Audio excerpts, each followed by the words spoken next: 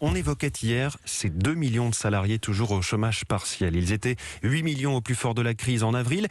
27 milliards d'euros distribués ainsi très vite aux entreprises, parfois trop vite. La preuve avec ces escrocs ou patrons peu scrupuleux rattrapés par la patrouille. Mais les sommes indûment versées n'ont pas encore toutes été récupérées. Il resterait au moins une vingtaine de millions d'euros dans la nature, Guillaume Biet. Oui, et cela représente une centaine d'enquêtes entre les mains de la police judiciaire, soit des entrepreneurs qui ont gonflé leurs effectifs en déclarant des salariés fantômes, soit des sociétés fictives ou en sommeil qui sont soudainement réactivées, ou carrément l'usurpation d'identité de chefs d'entreprise bien réels, mais dont les aides ont été détournées. Dans tous les cas, les escrocs se sont très vite adaptés à la crise, souligne la commissaire Anne-Sophie Coulbois.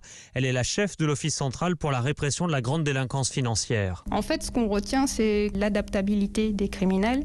Ils se sont tout de suite servis de ce nouveau système mis en place et de ses caractéristiques propres pour détecter les failles et s'insérer dans le système pour en bénéficier au maximum. Et aucune moralité, on profite au maximum pour un avantage très très personnel et très individuel. Ouais, quitte à en faire les frais, les plus gros fraudeurs du système sont en prison en attendant leur procès, avec saisie de leurs comptes bancaires, voire de leur voiture et de leur logement. Guillaume Biet, chef du service police-justice d'Europe 1.